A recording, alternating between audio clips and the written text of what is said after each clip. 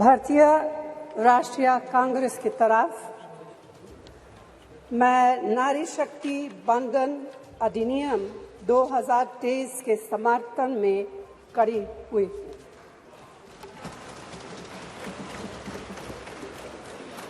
धुएं से भरी हुई रसोई से लेकर रोशनी से जगमगाती हुई स्टेडियम तक भारत की स्त्री का सफर बहुत लंबा है, लेकिन आखिरकार उसने मंजिल को छू लिया है।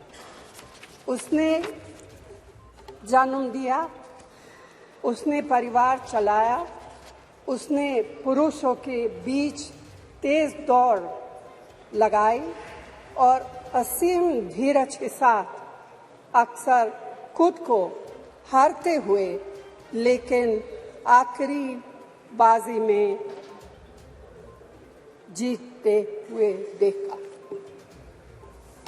भारत की स्त्री के हृदय में महासागर जैसा धीरज है। उसने खुद के साथ हुई बेईमानी की शिकायत नहीं की और सिर्फ अपने फायदे के बारे में कभी नहीं सोचा। उसने नदियों की तरह सबकी भलाई के लिए काम किया है और मुश्किल वक्त में हिमालय की तरह अडिग रही। स्त्री के धैर्य का अंदाज लगाना नामुमकिन है। वह आराम को नहीं पहचानती और तक जाना भी नहीं जानती। हमारे महान देश की माँ है स्त्री, लेकिन स्त्री ने हमें सिर्फ जन्म ही नहीं दिया है, अपने आंसुओं खून पसीने सींचकर हमें अपने बारे में सोचने लायक, बुद्धिमान और शक्तिशाली भी बनाया है। अध्यक्ष महोदय, स्त्री का मेहनत, स्त्री का गरिमा और स्त्री के त्याग की पहचान करके ही हम लोग मनुष्यता की परीक्षा में पास हो सकते हैं। आज़ादी की लड़ाई और नए भारत के निर्माण के हर मोर्चे पर स्त्री पुरुष के साथ कंधे से कंधा मिलाकर लड़ी है। वह उम्मीदों, आकांक्षाओं, तकलीफों और घर गृहस्थी के बोझ के नीचे नहीं दबी।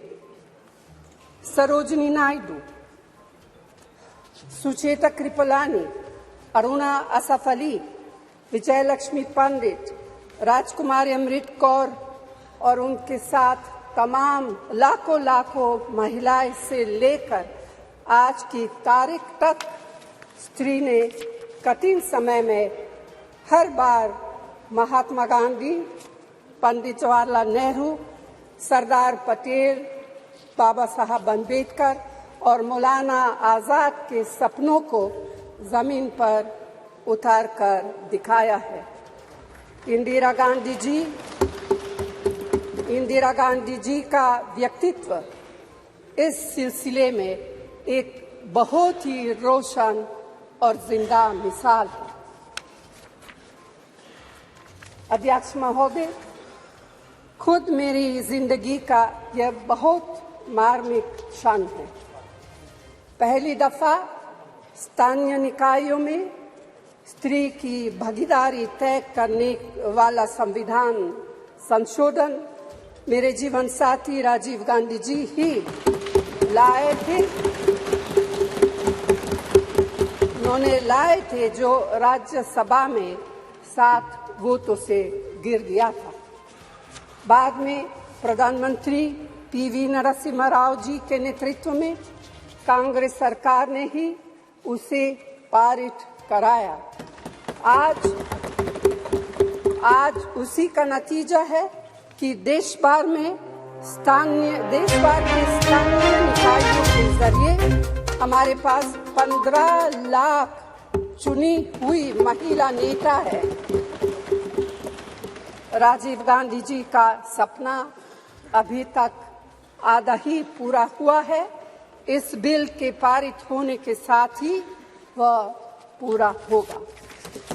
अध्यक्ष महोदय, कांग्रेस पार्टी इस बिल का समर्थन करती है। हमें इस बिल के पास होने से खुशी है, मगर इसके साथ साथ एक चिंता भी है। मैं एक सवाल पूछना चाहती हूँ।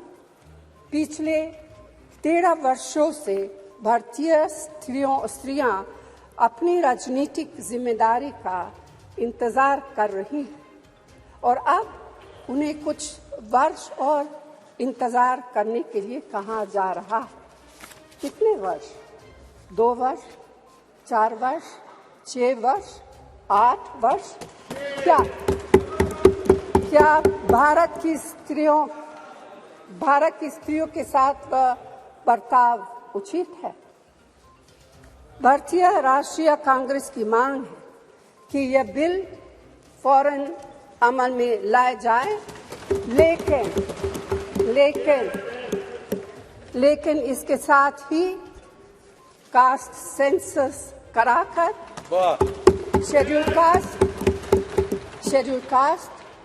ट्राइब, ओबीसीज की महिलाओं के आरक्षण की व्यवस्था की भी जाए। सरकार को इसे साकार करने के लिए भी जो कदम उठाने की जरूरत है वह उठाने ही चाहिए।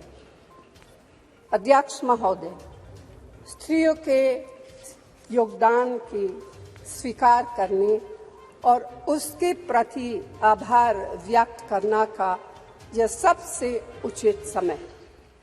इस बिल को लागू करने में और देरी करना भारत की स्त्रियों के साथ घोर नाइंसाफी है। भारतीय राष्ट्रीय कांग्रेस की तरफ से मैं आपके द्वारा सरकार से मांग करती हूं कि नारी शक्ति बंधन अधिनियम 2023 को उसके रास्ते की सारी रुकावटों को दूर करते हुए जल्दी से जल्दी लागू किया जाए। ऐसा करना न सिर्फ जरूरी है बल्कि संभव भी है। धन्यवाद।